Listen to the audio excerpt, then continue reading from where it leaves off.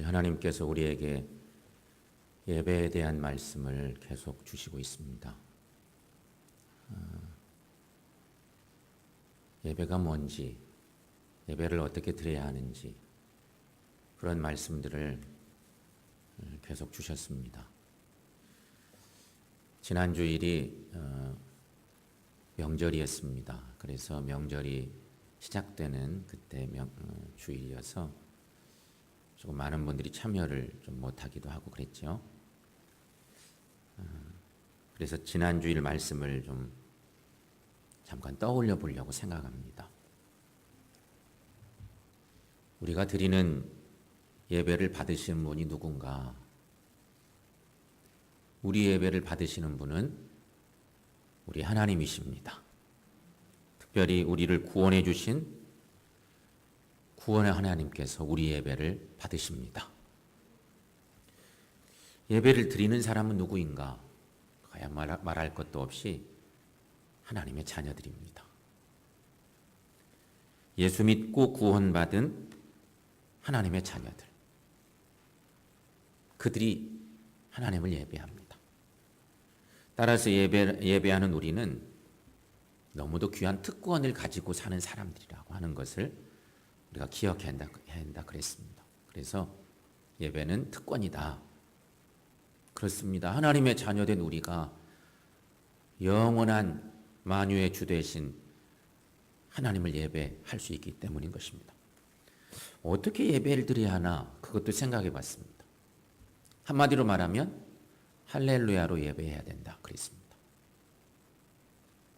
할렐루야는 찬양과 경배로 하나님께 예배한다는 뜻을 갖고 있습니다. 하나님을 높이는 그런 모든 행위, 그것이 할렐루야입니다. 찬양과 경배로 하나님을 높이는 일, 그것이 예배예요. 따라서 우리도 찬양과 경배로 하나님께 예배해야 합니다. 그렇다면 여러분, 우리는 어떻게 예배해야 할까? 지난주에 3가지 정도 생각했습니다. 나 중심의 예배를 버리자. 나 중심의 예배. 쉽게 말하면 내가 예배 전에 기분이 나빴어요.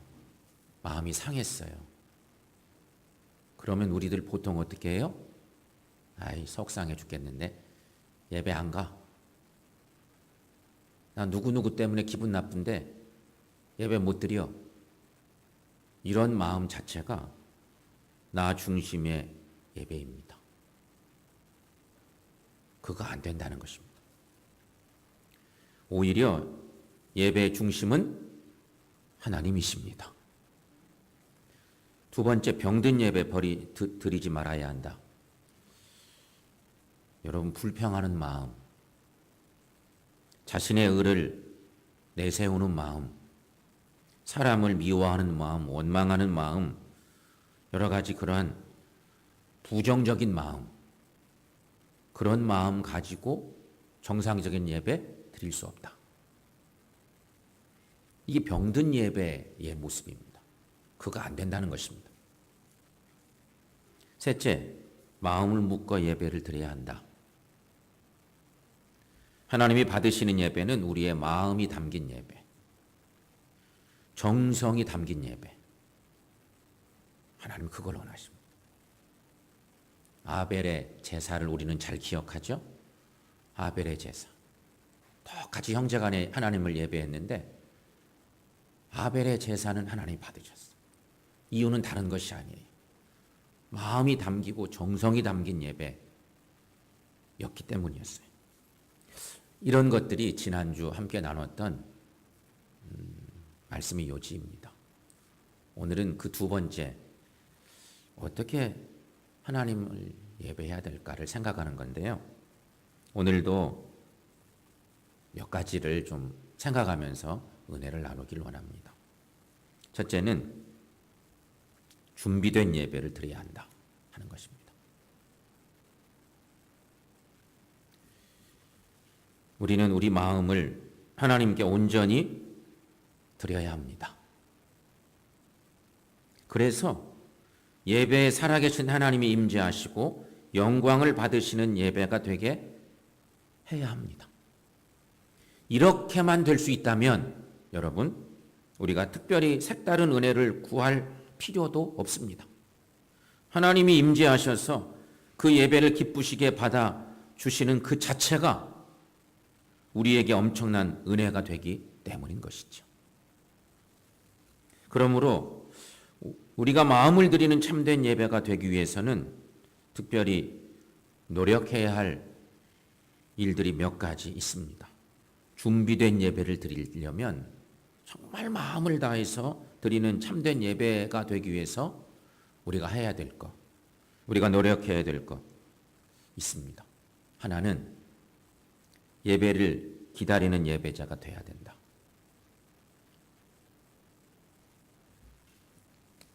여러분, 예배를 기다리십니까? 어때요?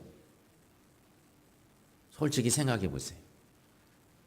예배를 사모하며 기다리시나?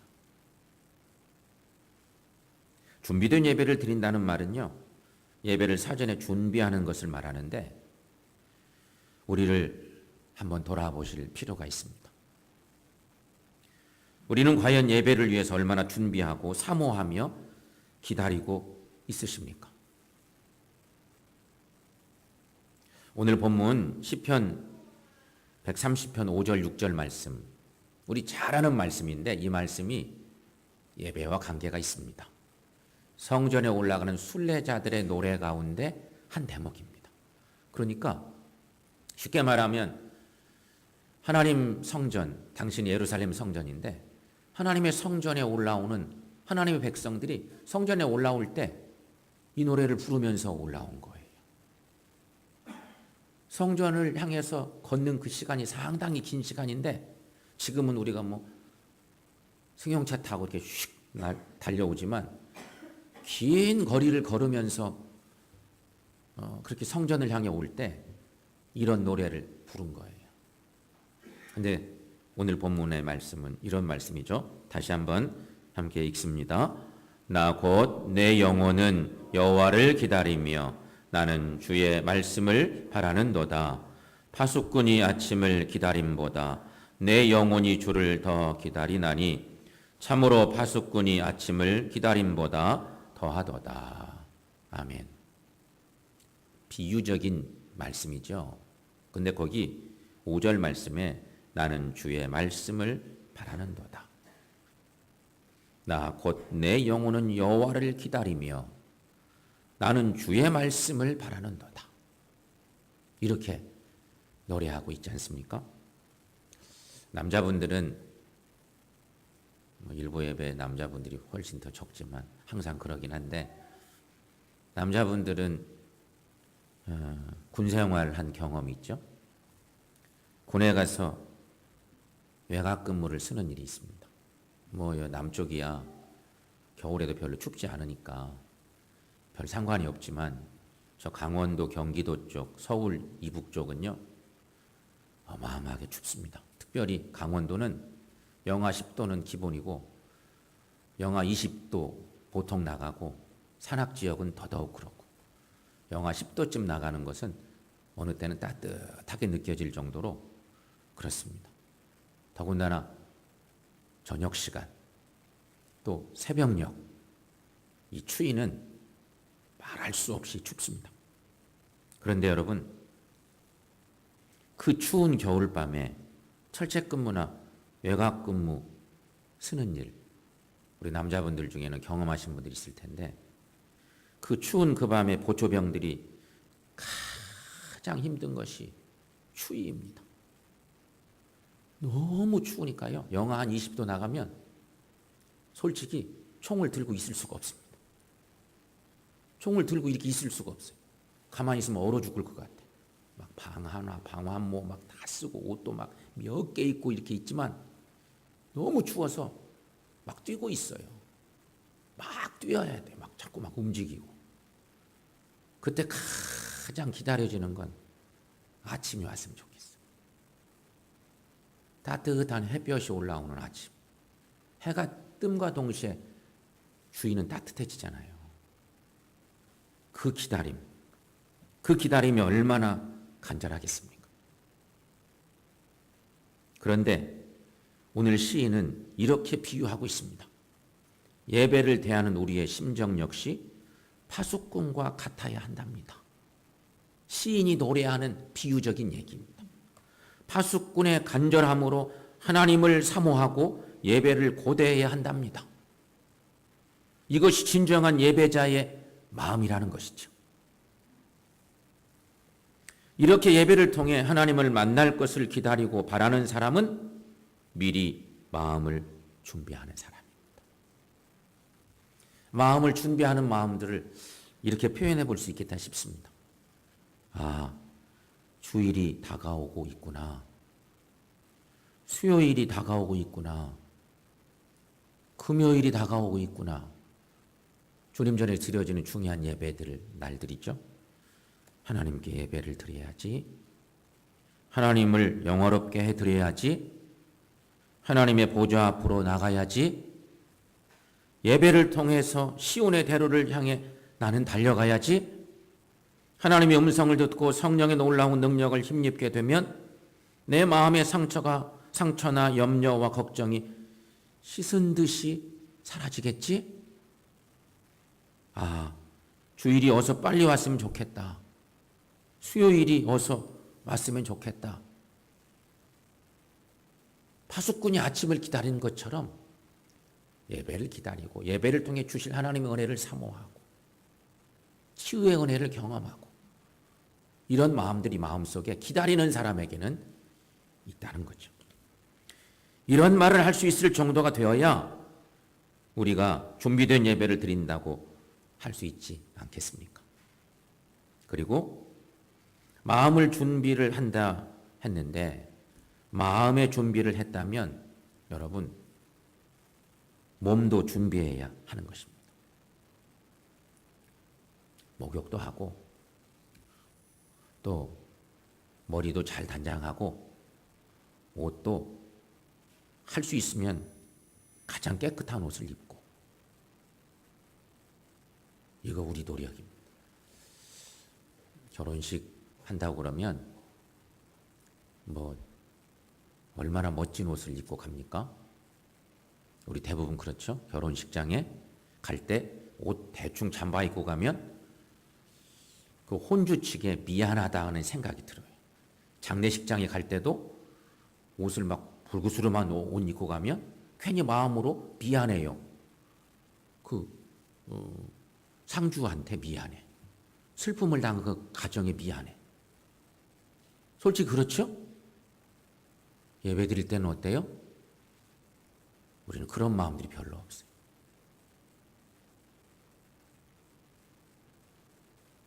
그게 필요해요. 마음으로 준비하는 것이 있다면 이제 몸으로 준비하는 것들도 분명히 필요한데 목욕도 하고 머리도 최대한 단장을 하고 옷도 깨끗한 옷 입고 그런 것이 필요합니다. 우리가 잘 아는 것처럼 여러분 청교도들은 주일에 가장 좋은 옷을 입고 예배에 참석했다고 합니다.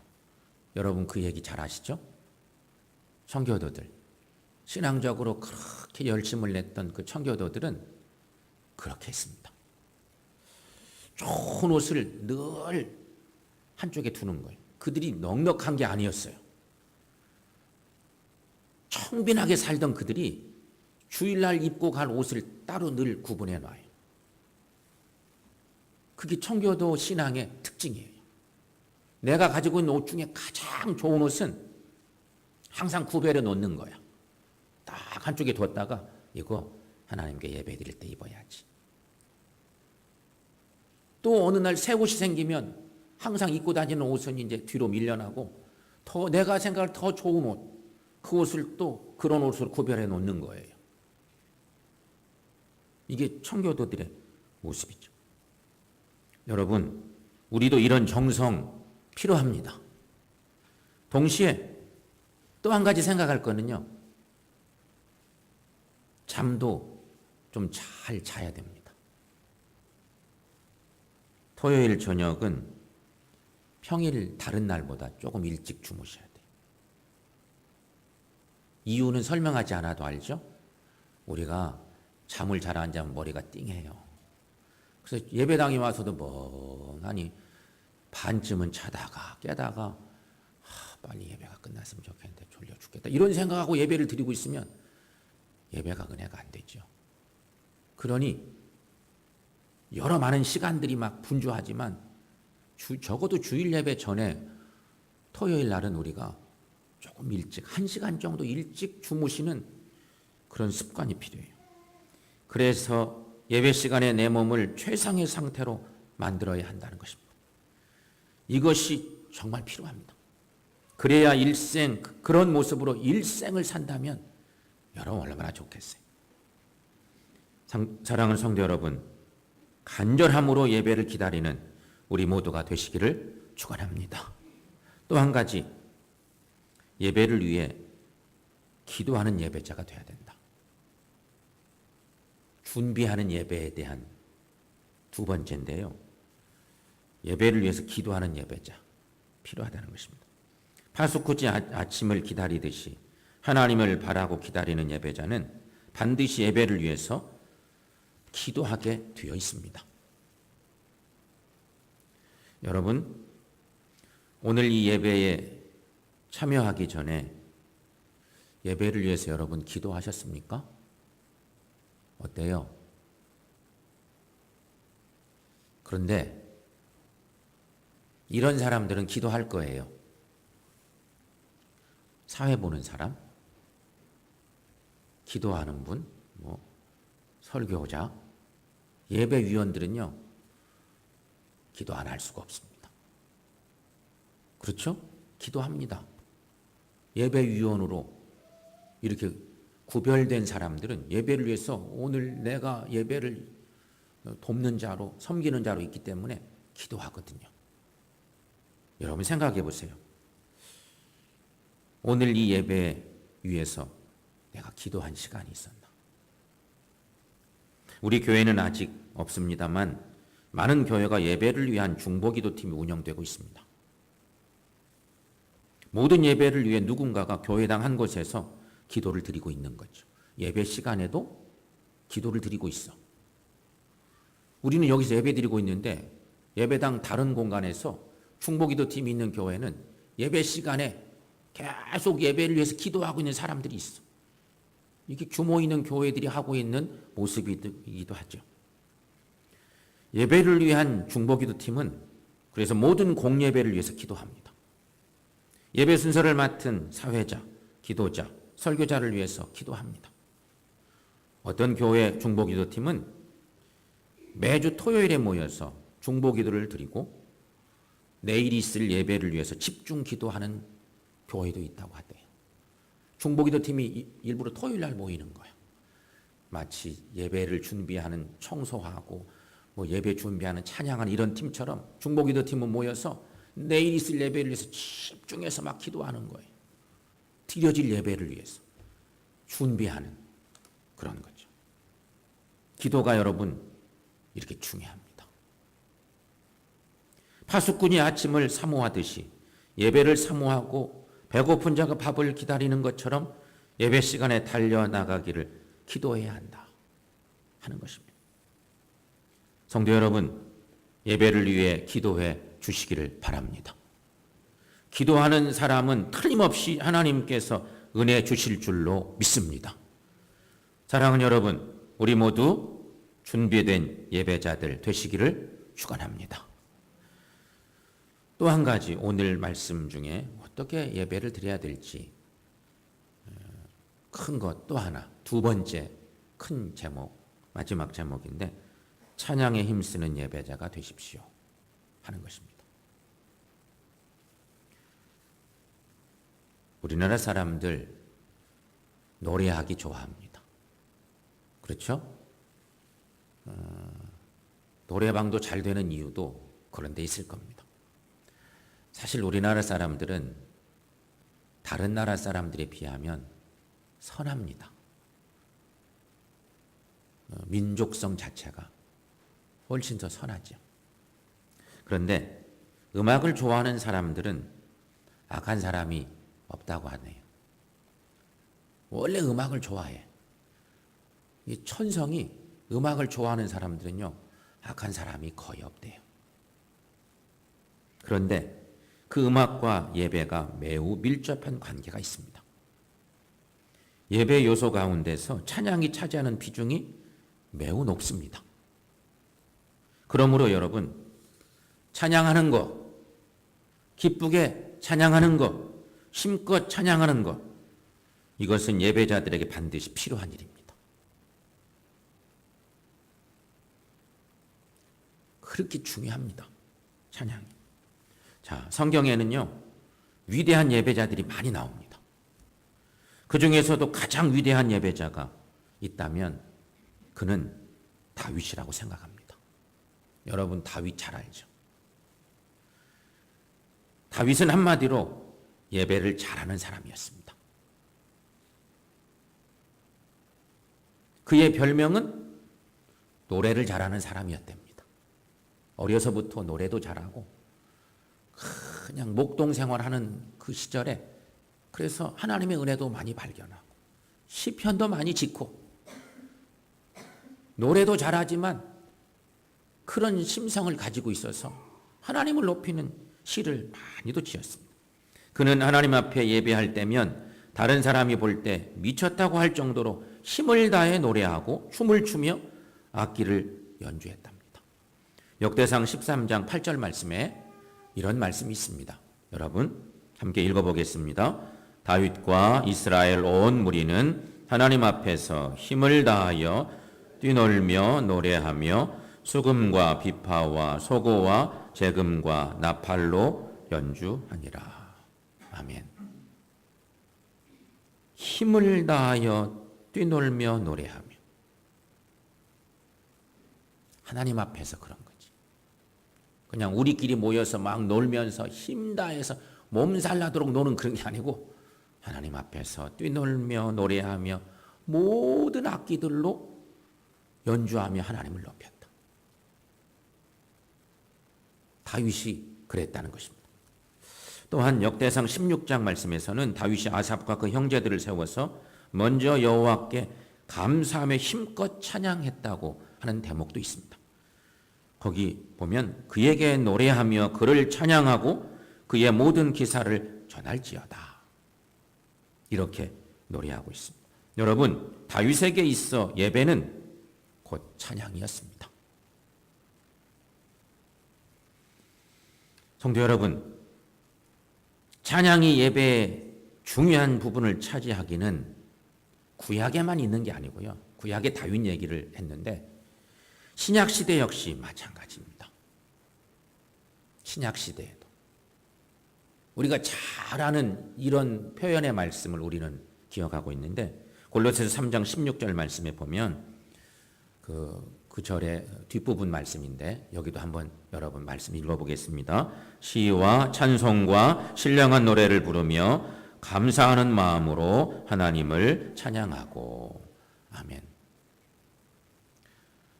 이 똑같은 표현의 말씀 에베소 5장 19절 말씀에도 물론 바울이 골로새 교회에 예배소 교회에 편지 보내면서 그 후반부에서 이게 신약의 서신서는요 교회를 향한 말씀이고 때로는 예배를 위한 말씀이고 교회를 향한 중요한 말씀들이었어요.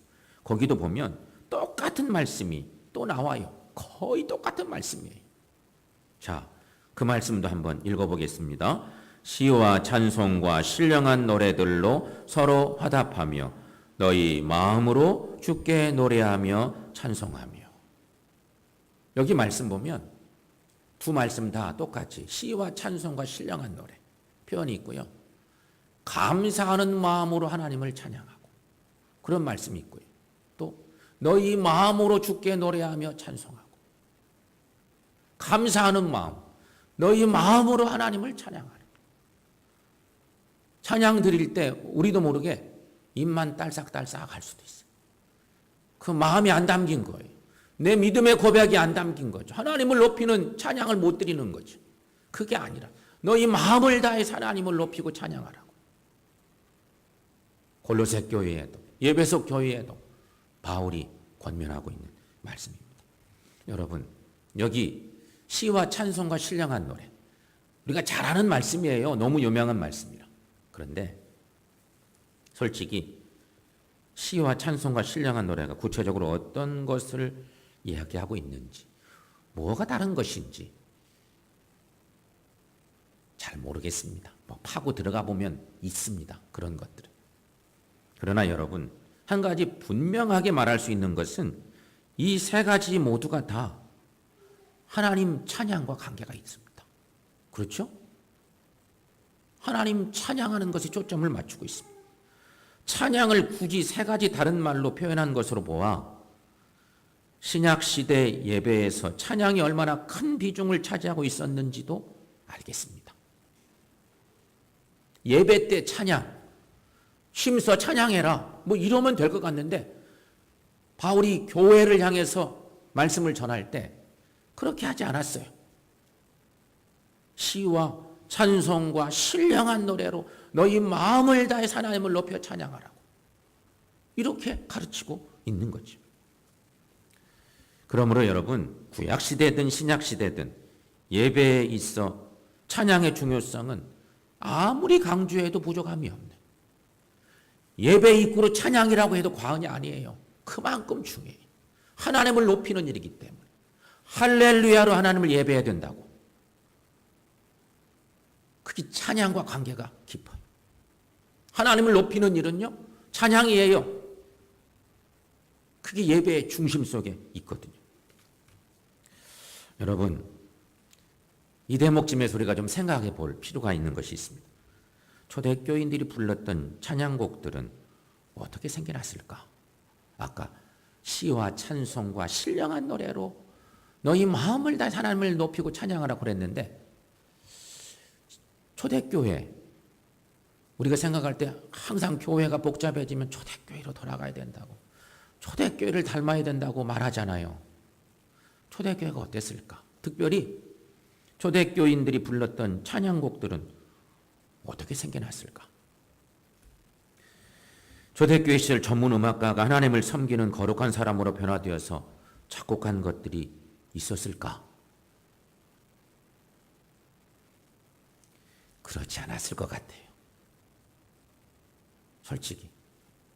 그 당시에는 그런 사람들도 있었겠지만 거의 없었을 거예요.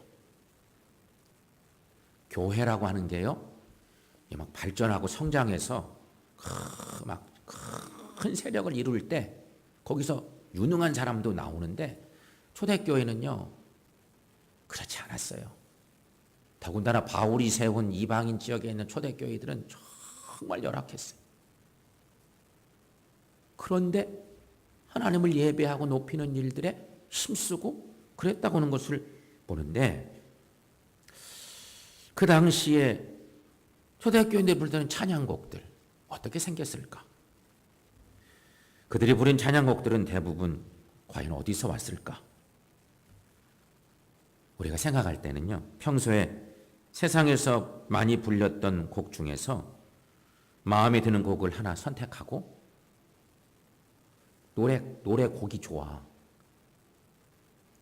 따라 부르기가 너무 쉽고 은혜스러워, 곡 자체가 신나, 그런 곡이 하나 있다고 합시다. 그러면 거기에 성경 말씀을 붙이거나 거룩한 기도를 붙여서 불렀을 것이에요. 그런데 그러면 좋겠어요. 그러면 충분했어요. 거기 하나님을 높이고 하나님을 사랑한다고, 하나님을 영어롭게 한다고 그런 가사가 있으니까 곡은 별로 상관없어. 그러면서 시와 찬송과 신령한 노래로 하나님을 높이며 예배하고, 그러면서 은혜가 되고 하나님의 임재를 경험하고, 그렇게 시작된 초대교회, 그걸 우리는 묵상해 볼 수 있어요. 2008년도에 인도의 헌당식 때문에 다녀올 일이 제가 있었습니다. 정말 짧은 4박 5일 기간으로 인도의 교회 헌당식 때문에 예배당을 헌당한 분이 있어서 거기 참여하고 올 일이 있었어요. 그런데 그들의 예배가 얼마나 뜨거운지, 교회를 세웠더니 불과 한 1년도 안 돼서 300명 넘는 교회가 됐어요. 그래서 막 규모 있는 교회가 됐어요. 그래서 처음에는 1층만 이렇게 예배당 만들었다가 2층을 또 올리면 이러면서 막 교회가 커졌는데 2층까지 다 만들어진 예배당이 되었을 때 헌당한 나고 갔는데요. 그냥 얼굴도 까무잡잡하고 키도 조그맣고 이런 인도 사람들이 꽉 모였는데 예배당이라고 정말 불편해요. 의자도 하나도 없고요. 콘크리트 바닥에 막 이런 예배당인데 거기 와서 앉아서 예배를 드리는데 찬송이 정말 뜨겁고 어마어마해요. 뭐 좀 토속적인 어떤 색깔이 확 나오면서 막 찬송을 해요. 그런데 이때 제가 그 이옥기 선교사님께 들은 얘기가 있습니다. 저는 그 얘기를 들으면서 이 초대교회의 모습도 이러지 않았을까 하는 생각 때문에 여러분들이 드리는 얘기입니다. 아까 설명한 것처럼 초대교회 찬양, 인도 교회의 성도들에게는요 찬양 가사는 많답니다. 교회에 찬양 가사는 많아. 가사가 여러 형태의 가사가 있는 거예요. 그런데 곡은 몇 개 안 돼. 교회에서 부르는 곡은요 불과 손가락 안에 꼽을 정도 몇 곡 있는 거예요. 몇 곡. 곡은. 근데 곡은 있는데요 악보가 없어. 악보를 만들 어떤 그런 것이 콩나물이 이렇게 있어야 되는데 악보는 없고 곡조는 있어요. 그것이 입으로 구전되어 오는 거래요. 입으로 구전되어 오는데 그것이 신나요. 얼마나 힘이 있는지 몰라요. 어떤 곡은 매우 구슬픈 곡도 있고. 근데 놀랍게도 그것이 구전돼서 전해져 부르는데 그 곡에 계속 다른 가사를 붙여 부르는 거예요. 가사는 막 많아져. 즉석에서 가사를 만들어내기도 해요.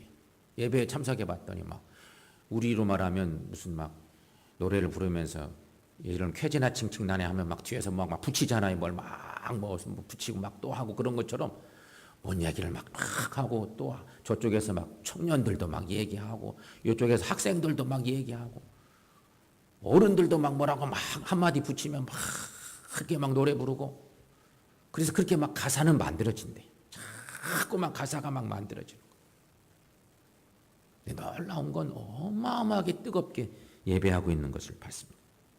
그러므로 여러분 찬양곡에 너무 구속될 필요도 없다.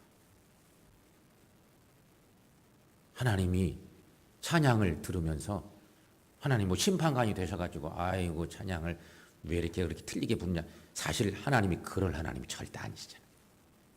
성도 여러분, 하나님께서는 우리의 찬양하는 마음, 우리의 열정을 받으십니다. 그거 하면 충분합니다.